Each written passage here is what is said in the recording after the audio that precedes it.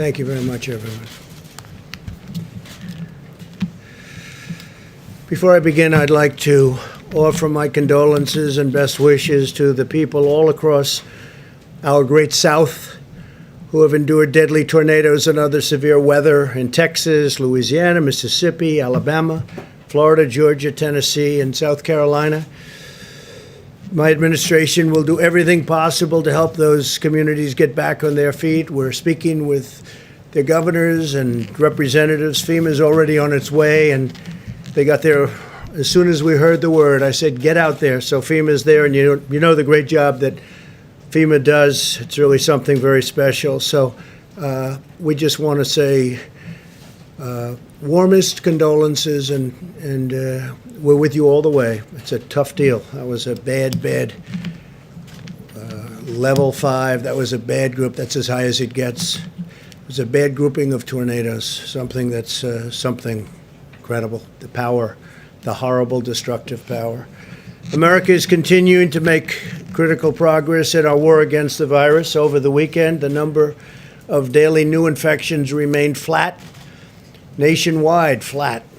Hospitalizations are slowing in hotspots like New York, New Jersey, Michigan, and Louisiana. This is clear evidence that our aggressive strategy to combat the virus is working and that Americans are following the guidelines. It's been incredible what they've done. You looked at the charts, and the charts are, and the models from early on predictions where 100 and 120,000 people looked like if they did well, they were going to unfortunately perish.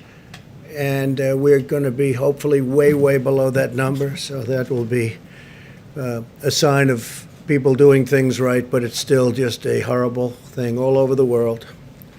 184 countries.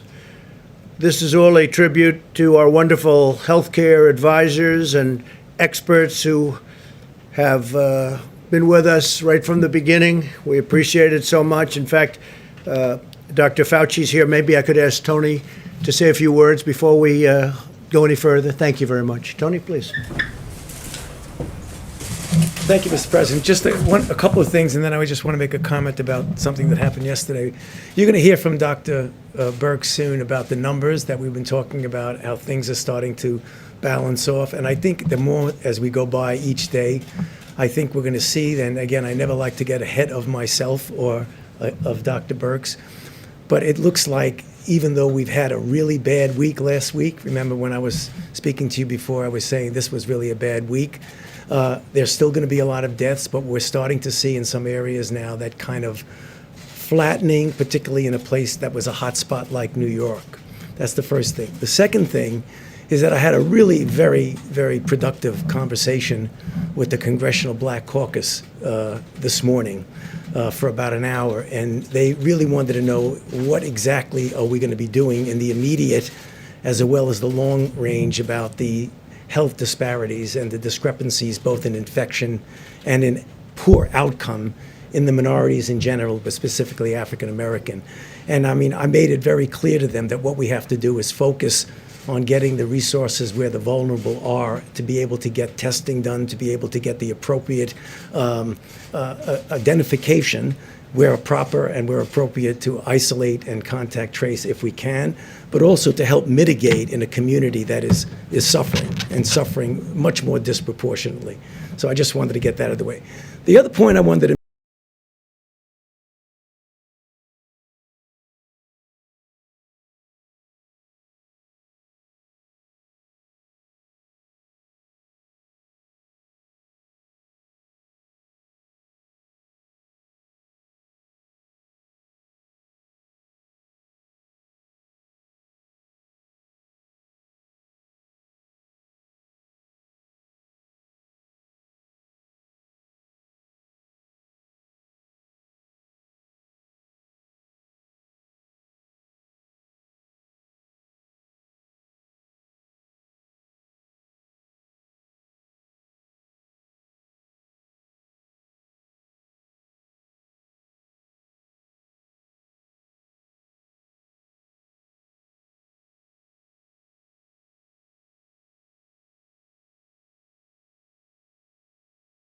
I can only speak from my own experience, is that we had been talking before any meetings that we had about the pros and the cons, the effectiveness or not of strong mitigations. So discussions were going on mostly among the medical people about what that would mean. The first and only time that Dr. Birx and I went in and formally made a recommendation to the president to actually have a, quote, shutdown in the sense of not really shutdown, but to really have strong mitigation. We discussed it. Obviously, there would be concern by some that, in fact, that might have some negative consequences. Nonetheless, the president listened to the recommendation and went to the mitigation. The next second time that I went with Dr. Birx into the president and said, 15 days are not enough. We need to go 30 days. Obviously, there were people who had a problem with that because of the potential secondary effects. Nonetheless, at that time, the president went with the health recommendations, and we extended it another 30 days. So I can only tell you what I know and what my recommendations were. But clearly, as happens all the time, there were interpretations of that response to a hypothetical question that I just thought it would be very nice for me to clarify because I didn't have the chance to clarify. Thank you. The date on that. Excuse me? The date. You know, to be honest with you, I don't even remember what the date was. But I can just tell you the first and only time that I went in and said we should do mitigation strongly, the response was, yes, we'll do it. And what did he do? Is that the travel restrictions? No, the travel restriction is separate. That was whether or not we wanted to go into a mitigation stage of 15 days of mitigation. The travel was another recommendation. When we went in and said, we probably should be doing that, and the answer was yes. And then another time was we should do it with Europe, and the answer was yes. And the next time we should do it with the UK, and the answer was yes. In this interview, you said there was pushback. Yeah. Where did that pushback come from? No, it wasn't, and that was the wrong choice of words. You know what it was? When people discuss, not necessarily in front of the president, when people discuss, they say, well, you know, this is going to have maybe a harmful effect on this or on that. So it was a poor choice of words. There wasn't anybody saying, no, you shouldn't do that. Are you doing this voluntarily, or did No, the president I'm doing it. advise Everything I do is voluntarily, please. Don't even imply that.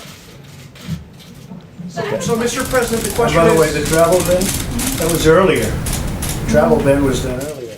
And if you look at statistics, I happen to write a couple of them down.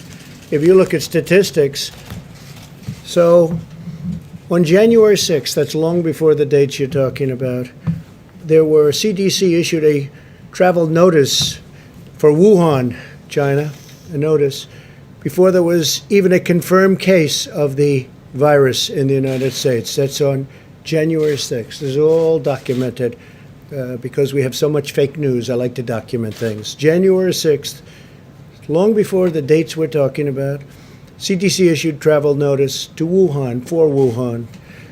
On January 11th, we have 0 cases in the United States. 0. We don't have any cases. So there are no cases reported that we know of. This is January 11th. The CDC issued a level 1 travel notice for health, while there were still no confirmed cases. So we had 0 cases. People want me to act. I'm supposed to close down the economy, the greatest economy in the history of the world, and we don't have 1 case confirmed in the United States. That's January 11th.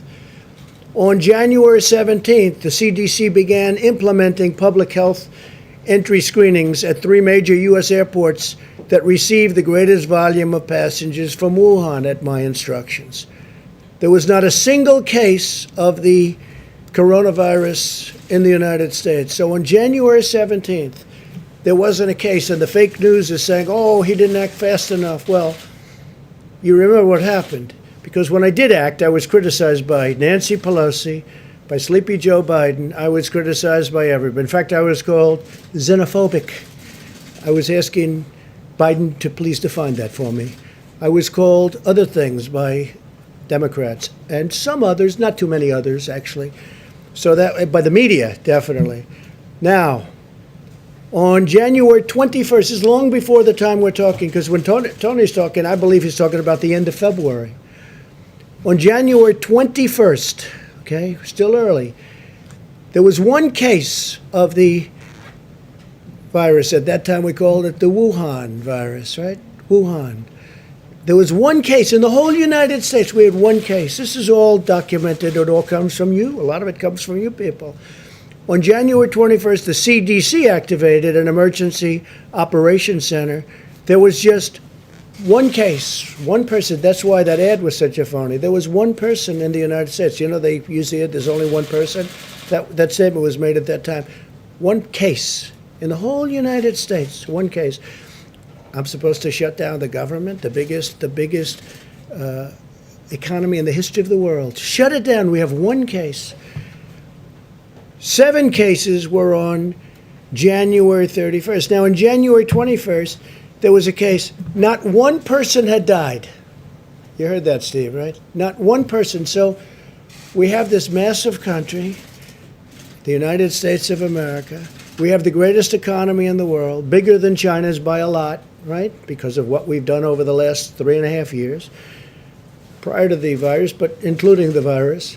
So we have the biggest economy, the greatest economy we've ever had, the highest employment numbers, the best employment numbers, best unemployment numbers also, the best of everything. So on January 31st, think of it, not one person has died. Not one. Nobody died. Not one, John. I don't think you'll find any. This is reported by CDC, confirmed by the news, which doesn't mean anything to me because they don't tell the truth. But CDC reported January 31st, not one person has died, and I issued a travel restriction from China. Think of it. So nobody died, and I issued. You can't get earlier than that. So we have nobody died, and I said, China, you can't come in. I'm sorry. Because I saw what was going on. It wasn't so much what I was told. It was that I saw what was going on, and I didn't like it. But I didn't speak to Tony about it, didn't speak to very many people about it. I didn't like it. So what did I do? Ready? January 31st, in the United States, not one person had died because of the Wuhan virus. So I issued travel restrictions on that date, even though nobody died, and I got brutalized over it by the press because I was way too early. I shouldn't have done it. Brutalized by the press, but sort of I've been brutalized for the last 4 years. I used to do well before I decided to run for politics, but I guess I'm doing okay because, to the best of my knowledge, I'm the President of the United States, despite the things that are said. So then, first mandatory quarantine in more than 50 years, we did. First mandatory in 50 years. The same restrictions that the Democrats and the media called xenophobic. Now, Joe Biden said he's a racist. He called me a racist because I said, we're shutting down entry from China. We're shutting it down. He called me xenophobic, and he called me a racist and other things. Since then, on a Friday night 2 weeks ago, Joe Biden issued a statement. It wasn't him. He didn't write it. I'm sure he doesn't even know that it was issued. But the people from his campaign, who are smart, people that write these little PR releases are pretty smart, reasonably good, not the best, but they're not bad. But they issued a statement saying that Joe Biden agrees that that President Trump was right to close it down to China. Now, he did that. Now, he issued it on a Friday night. We've all heard about that, John, Friday nights, right? In fact, his was later Friday night than I ever released mine on Friday nights, okay? So he did it pretty late. I mean, like at 11 o'clock in the evening or something. It's pretty late. Anyway, so Joe Biden issued, and it's one of those things. But in February, Nancy Pelosi said we should come to Chinatown. This is late February. Come to Chinatown. We think it's very safe. Come here. Let's all have the big parade, Chinatown parade, probably referring to San Francisco. And that's it. But I took this action early. And so the story in the New York Times was a total fake. It's a fake newspaper, and they write fake stories. And someday, hopefully in 5 years when I'm not here, those papers are all going out of business because nobody's going to want to read them. But now they like them because they write about me. Now, with that, I have a couple of we have a few clips that we're just going to put up. We could turn the lights a little bit lower. I think you'll find them interesting. And then we'll answer some questions. I'll ask you some questions because you're so guilty, but forget it. But most importantly, we're going to get back onto the reason we're here, which is the success we're having, okay? Please, you could put it on. Thank you. People should be more concerned right now with the flu in this country. A lot of people are concerned about the coronavirus because they're hearing a lot of news about it right now. But the reality is, comparing it to the flu, for example, it's not even close to being at that stage. What if it is worse? Is this a moment where maybe countries put politics aside, a little bit of pride aside, and do we have U.S. officials, should U.S. professionals such as yourself get involved? How worried should Americans be about coronavirus? Coronavirus is not going to cause a major issue in the United States.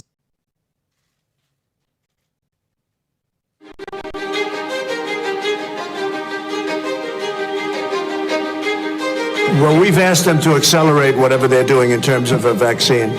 We will be suspending all travel from Europe to the United States for the next 30 days. To unleash the full power of the federal government in this effort today, I am officially declaring a national emergency. Medicare patients can now visit any doctor by phone or video conference at no additional cost. The first 1 million masks will be available immediately. As there were more cases, and it was clear that it was spreading out of China, where it originated, the president took this move that he was widely criticized for by Democrats and even some Republicans at the time, which was he halted a number of flights from China into the U.S. The idea was to halt the spread of the disease, keep transmissions to a minimum. He was accused of xenophobia. He was accused of making a racist move. At the end of the day, it was probably effective because it did actually take a pretty aggressive measure against the spread of the virus.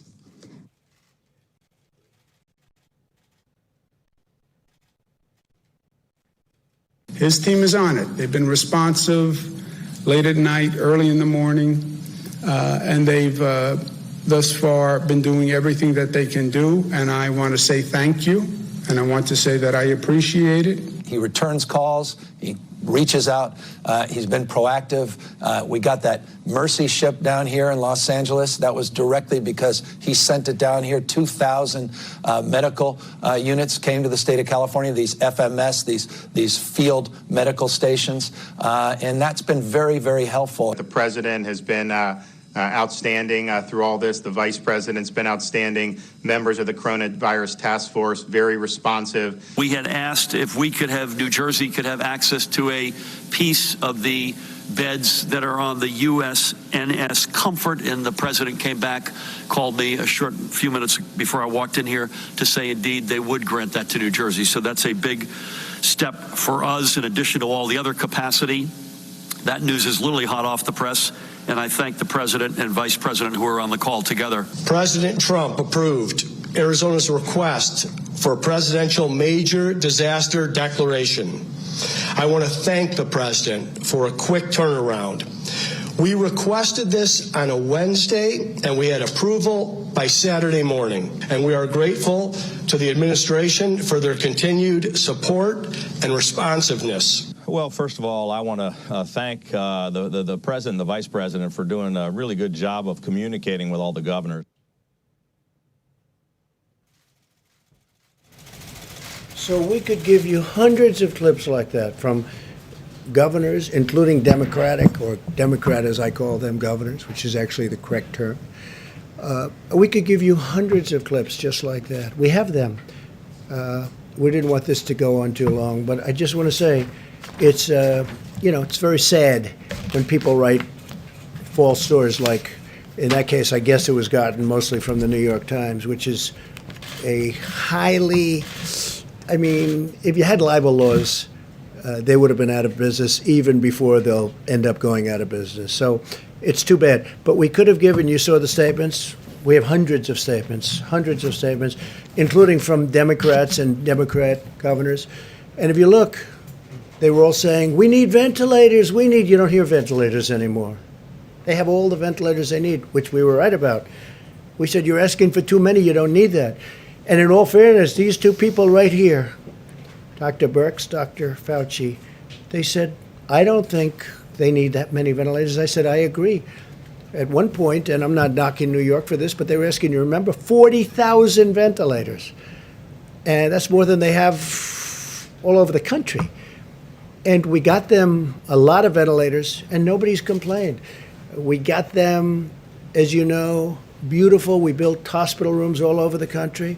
The governor of Louisiana, John Bel Edwards, was very nice. He said, you know what, you don't have to build a second hospital, because good news is happening.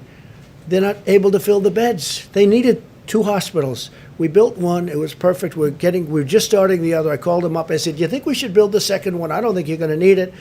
He said, let me get back. He got back. We didn't need it. With Governor Cuomo, in all good spirit and faith, he wanted to have the Jacob Javits Center done. And we built 2,900 incredible beds, incredible. Then we made it COVID, or to be exactly accurate, COVID-19, and which was a lot of work. We had to change the ductwork. We had to seal up certain areas. We had to put areas of rooftop things over the beds. We did a lot of work, and we had it, but they never really had too much use for it. And they called also, Mayor de Blasio, rightfully, he called, he said, would it be possible to get more medical help? So now not only are we building facilities, they're asking us for help because they're unable to man it. And we got him the help. We got Mayor de Blasio a lot of help. Then when the Javits Center wasn't used much, and then, as you know, the Mercy, we took the Mercy and we took the Comfort, and we made them, both Los Angeles and New York, we made them COVID adaptable, which was not easy to do. And we didn't get almost any people sent there. They didn't need them at the beginning because they didn't need it for anything but this, because there were fewer accidents, fewer motorcycles, fewer everything. And what we did was like an incredible job, but they didn't need them. It turned out they were there. We were ready. You know the expression, they have an expression, ready, willing, and able. We were ready, willing, and able. What the Army Corps of Engineers did was a miracle. What FEMA did was a miracle. What the doctors did. So I got a call 2 days ago from the mayor of New York. He said, could you help us even more with medical personnel? And we sent, I think it was 448 doctors, nurses, and respiratory experts, real experts. And I got a call from the mayor, and he said, I want to tell you, incredible, these people are incredible. He said they lifted the spirits of the hospital workers from New York City like nothing I've ever seen. He was unbelievable what he said, was really appreciated, and I let them know that. I let the military people. He said they went in there so brave, so incredible. They lifted the spirits of everybody. We did all of this work, but when you read the phony stories, nobody acknowledges this. And it doesn't have to be acknowledged from my standpoint, but it does have to be acknowledged from the great work that these doctors, nurses, the Army Corps of Engineers, FEMA, all these people, they've done this incredible job. And they shouldn't be abused, because you take a look at what's happened. Nobody's asking for ventilators, except outside of our country. Outside of our country, they're calling me, every country, they're calling me, so many countries, and I'm going to try and help them because we have thousands of ventilators being built. But nobody's asking for ventilators. Nobody's asking for beds because we built hospitals. I think we built 20,000 beds in a period of a couple of weeks. The job they've done is incredible. With all of that being said, I'm getting along very well with the governors. And if I wouldn't, Mike Pence had a call today with the governors, and it was like a 10. I said, how was it? He said, it's a 10. He used one of my expressions, actually. But he said it was like a 10. And I'm sure you people were probably on the call, although you weren't supposed to be. But you were sitting in somebody's office listening to it, because every time we have these, and you would know that for weeks those calls have been very good. But there wasn't a raised voice. There wasn't even a statement of like, we think you should do this or that. I heard it was like just a perfect phone call. It might not be reported that way. They'll say, I thought that somebody maybe slightly raised, didn't even raise a voice. My only point of saying this, because I want to get back to why we're here. The press has not treated these incredible people who've done such a great job. They haven't treated them fairly. They're way off. We were way ahead of schedule.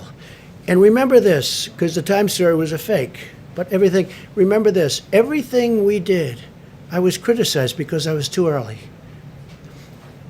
If I waited longer, it would have been you would have been criticized. If I went way early, if I went 3 months earlier, I would have been criticized for being way too early.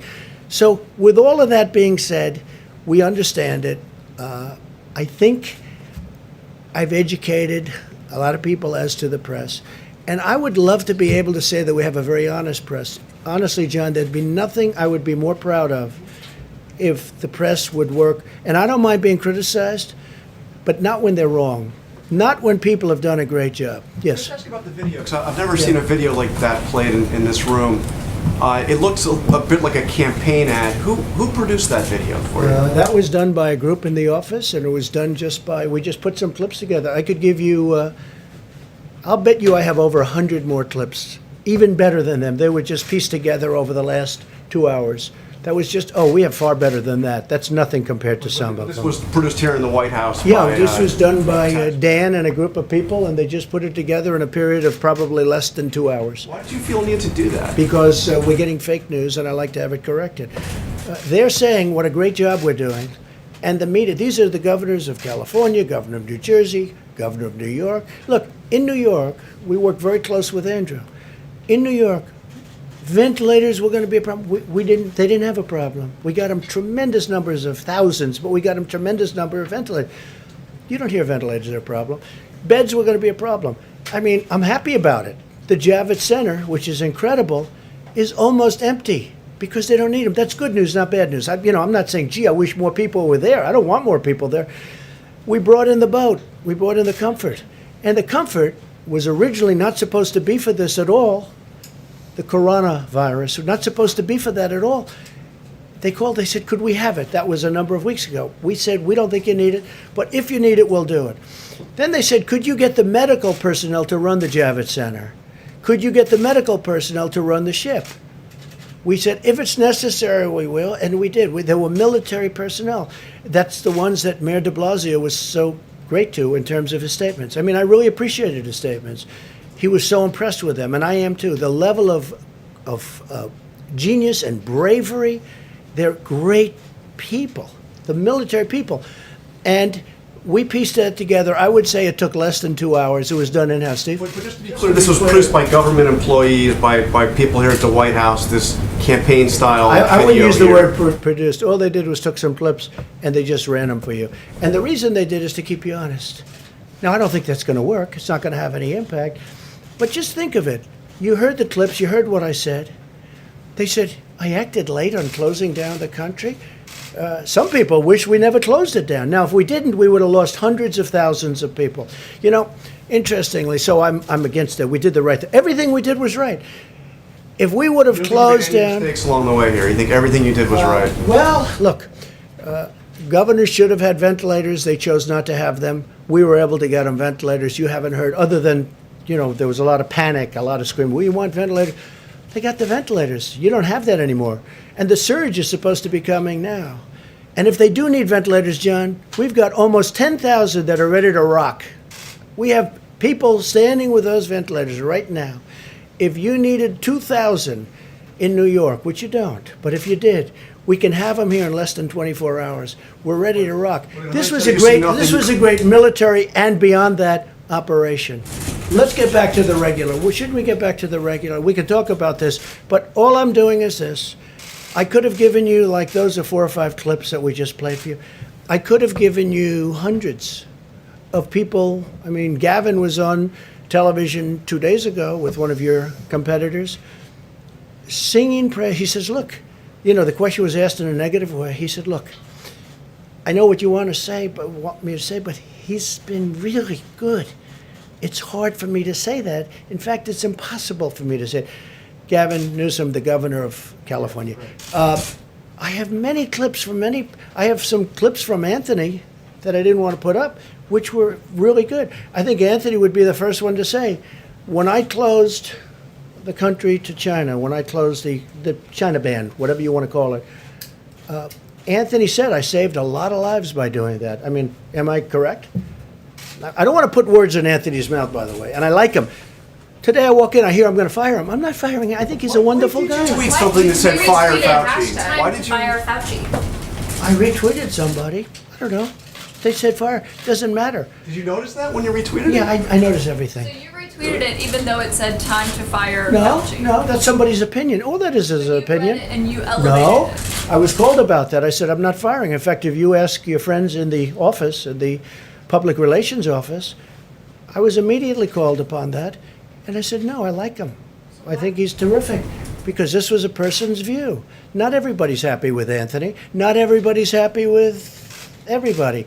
But I will tell you, we have done a job the likes of which nobody's ever done. The mobilization, getting of equipment, all of the things we've done. Nobody's ever done a job like this. We have 50 governors and territories, by the way. People don't ever mention that. We have territories. We have 50 governors and territories, and many of those governors are Democrats, and they can't find anything to complain about.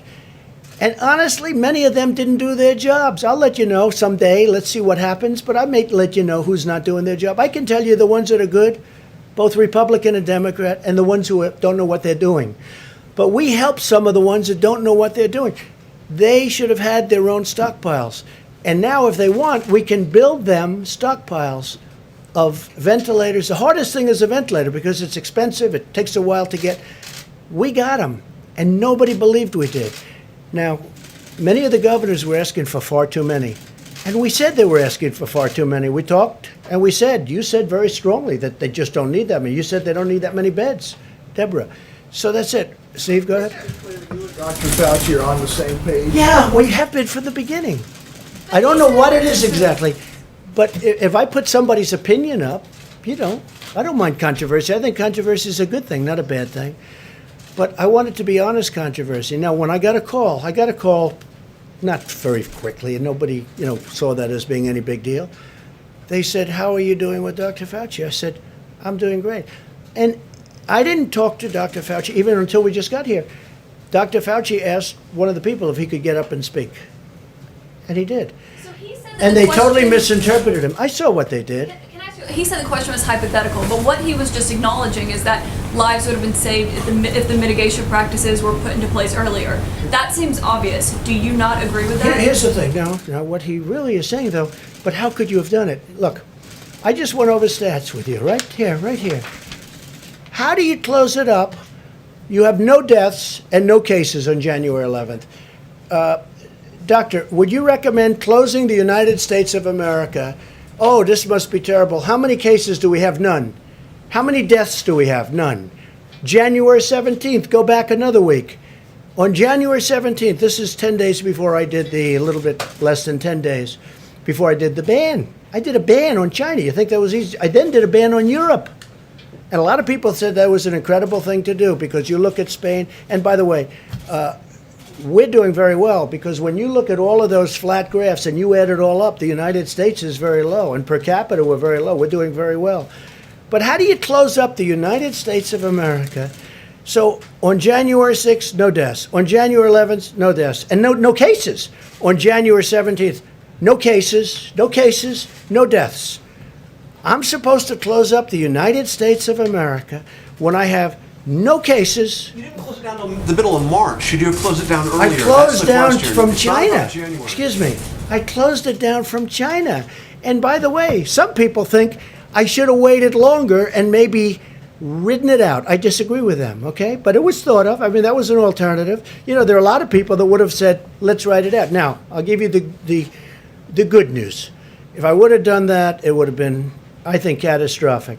Because their numbers are, Anthony, 1.6 to 2.2 million people would have died if we tried to do that.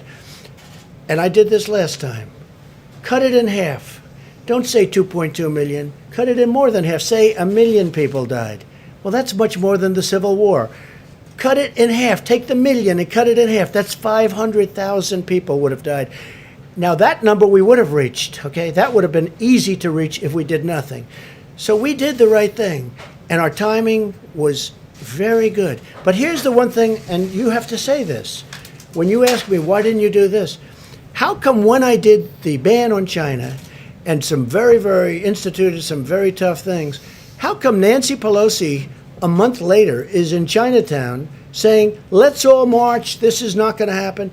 How come we have many of the experts from CNN and many other networks, if you call CNN a network, I don't personally, but we have CNN, we have many other places, and they're all saying, he doesn't need to do it. He doesn't need to do it.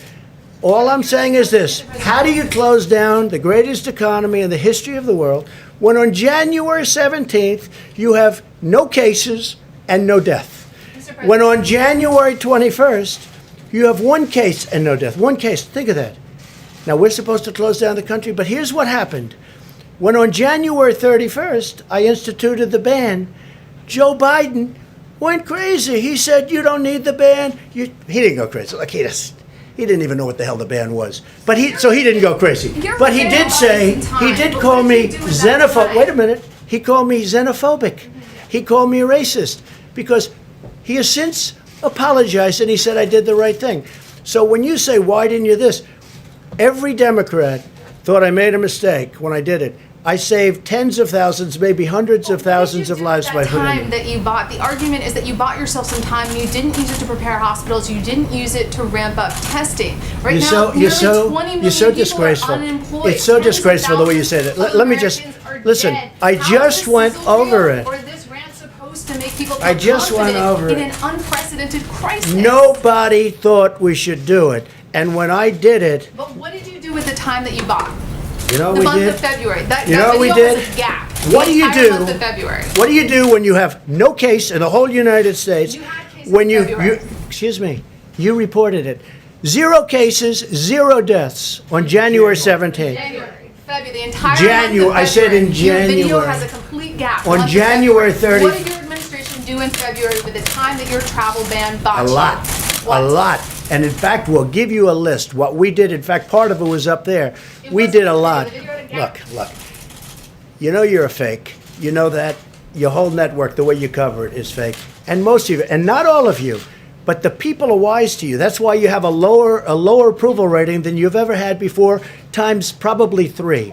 And when you ask me that question, let me ask you this: why did Biden apologize? Why did he write a letter of apology? No, that's very important. Why did the Democrats think that I acted too quickly? You know why? Because they really thought that I acted too quickly. We have done a great job. Now, I could have kept it open, and I could have done what some countries are doing. They're getting beat up pretty badly. I could have kept it open. I thought of keeping it open because nobody's ever heard of closing down a country, let alone the United States of America. But if I would have done that, we would have had hundreds of thousands of people that would right now be dead. We've done this right, and we really have done this right. The problem is the press doesn't cover it the way it should be. Go ahead. One more question, Steve. Go ahead. There's a debate over what authority you have to order the country reopened. What authority do you have? Well, I have the ultimate authority, but we're going to get into that in a minute. We're going to just finish this up. We're going to tell you about other things that we've done right.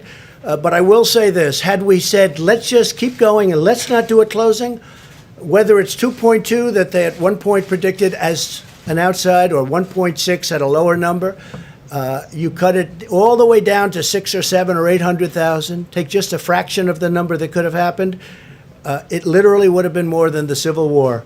It would have been a disaster. So the minimum number was 100,000, and I feel pretty good that we're going to be substantially below, Anthony, the 100,000, and I hope we will. All right, so today, the Department of Health and Human Services is announcing 5 new contracts to procure large numbers of additional ventilators under the Defense Production Act, which we used a lot, by the way, which you didn't like to talk about, in addition to the 1,300 we received today. We received today 1,300 additional ventilators. Now, we're probably not going to need them, but we can add that to our stockpile, which is very big, and we can move it around should the surge take place and should it be a very substantial surge. We're ready to rock. The contracts are with General Electric, Hillrom, Medtronic, ResMed, and Vyaire, combined with the DPA contracts that we announced last week with General Motors and Philips, and 2 other contracts with Hamilton and Zoll. We're adding 6,190 ventilators to the strategic national stockpile, of which we have a lot already, thousands, close to 10,000. But this will be added by May 8th, another 29,000 by the end of May. and more than 120,000 total we will have by the end of the year. Now, we're going to help other countries. We're going to help states if they need it. We may help some states stockpile. You know, they're supposed to buy their own stockpile. They have state stockpiles. They're supposed to be using that. And unfortunately, most of the states weren't there. And a lot of people didn't want to talk about it, but they weren't there. We will talk about it at the right time if you want to. I at this point, I'm more focused on getting past this nightmare of an epidemic or a pandemic, anything you want to call it. We got to get past it. No one who has needed a ventilator has not gotten a ventilator. Think of that. You know, you heard all about ventilators. We need ventilators. Because they didn't have them, because the state should have had them. No one who has needed a ventilator has not gotten a ventilator. No one who has needed a hospital bed has been denied a hospital bed. That's not even really our responsibility. Now, if we can help, we're going to do it. But that's where the Army Corps of Engineers did such a great job.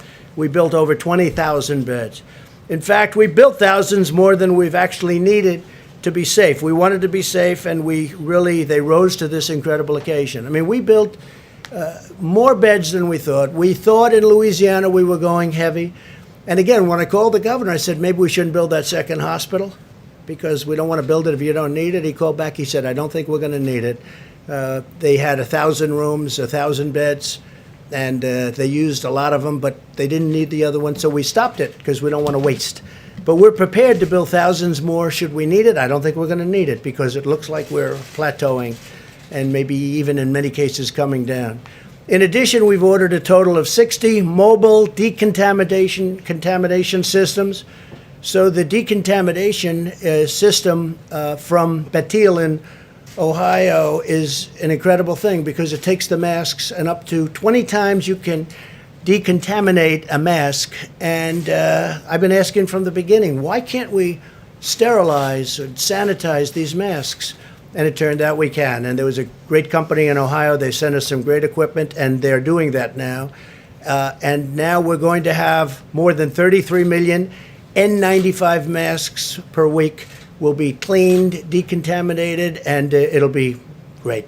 It's something that, frankly, I think people should have thought of a long time ago. 5 more flights landed today as part of the Project Airbridge, our massive airlift operation to bring personal protective equipment into the United States, which has now delivered nearly 500,000 N95 masks, 370 million gloves, 25 million surgical masks, and 4.9 million gowns. So we have millions of gowns, gloves, masks, all surgical equipment coming in should the states need it.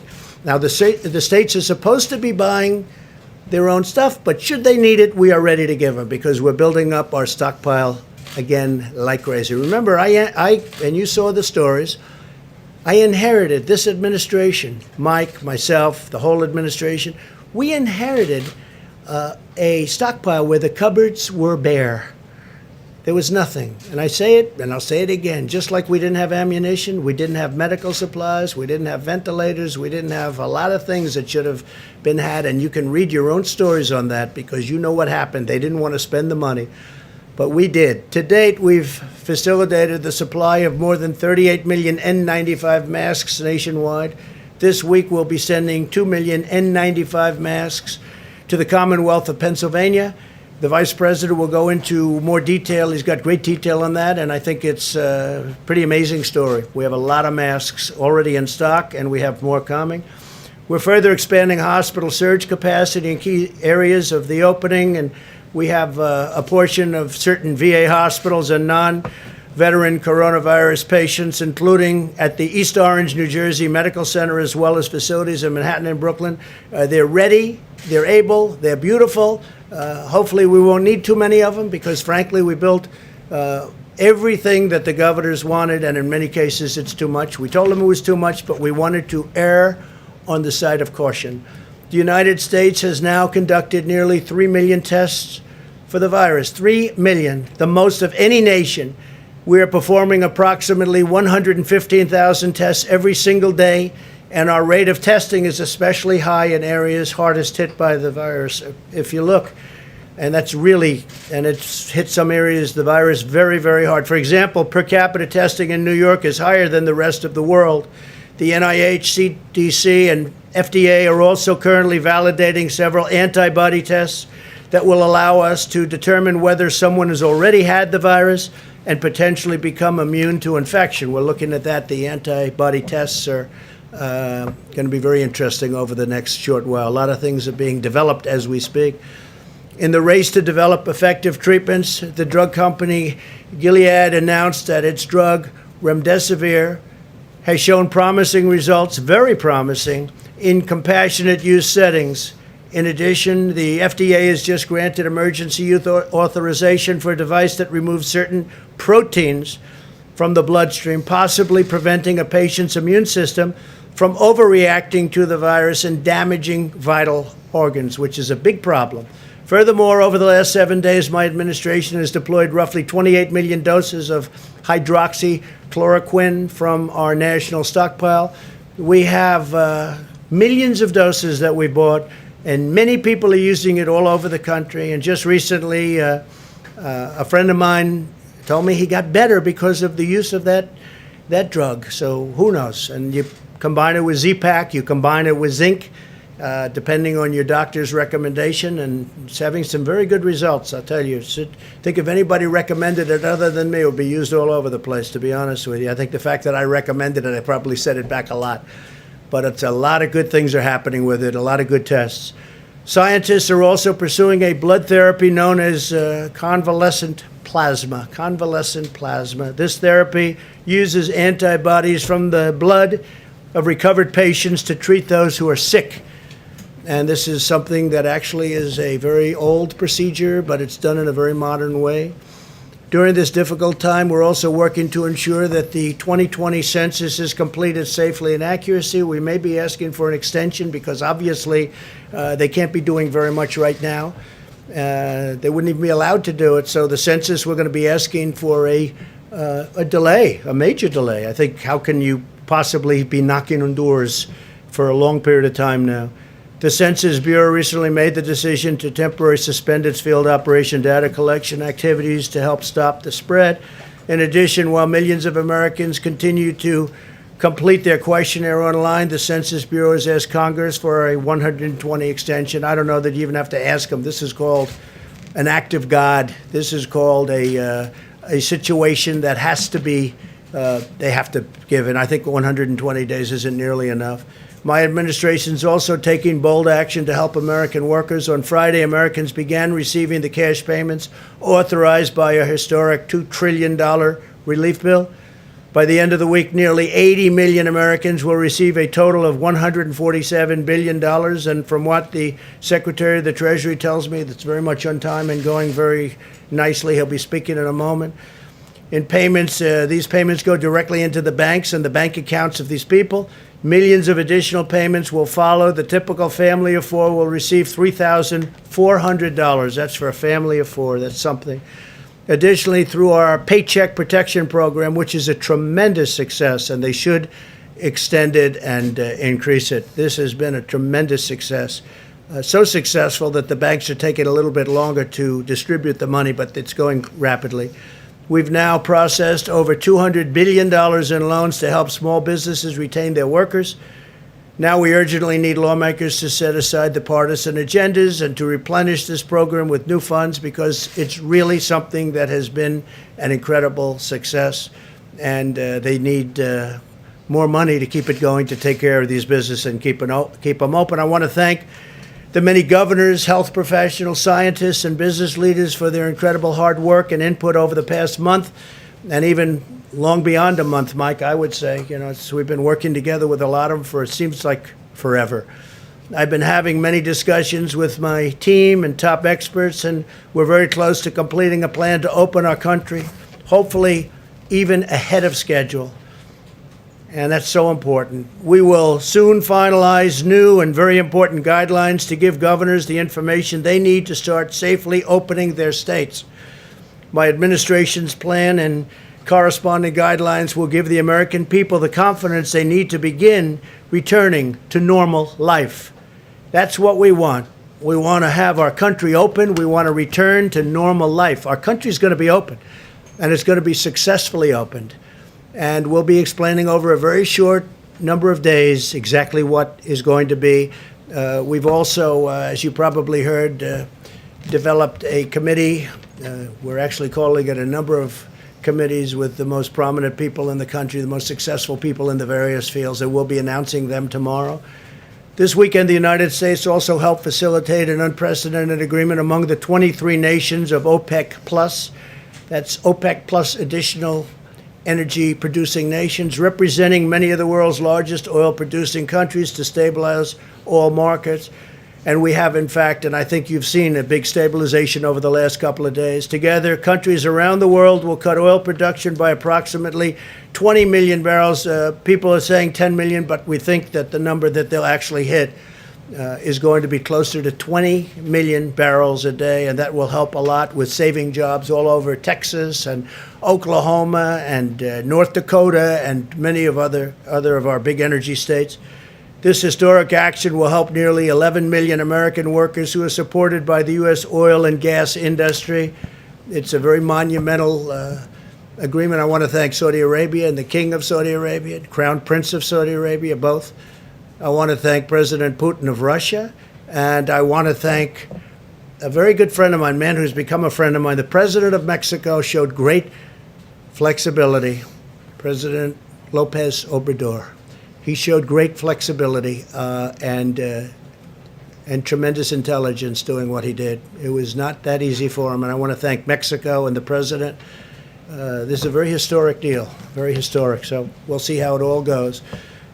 In this time and challenge, and we are certainly in a time probably like we haven't been in many, many decades. We are strengthened and sustained by the bonds of love and loyalty that unite all Americans. I'm so proud of the American people.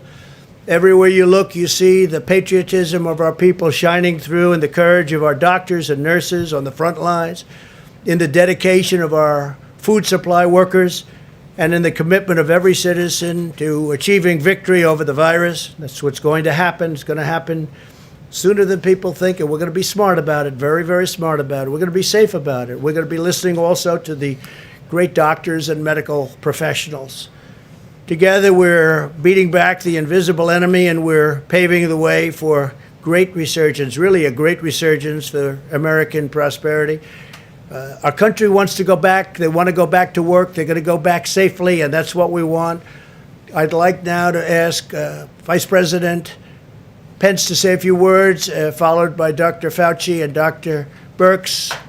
I think before we do this, because I know there's an emergency where they want Steve to come, so what I'll do is I'll ask Steve to come up, Secretary of the Treasury. You can talk a little bit and then maybe take a couple of questions about what's happening. Tell him the success we're having. Thank you very much.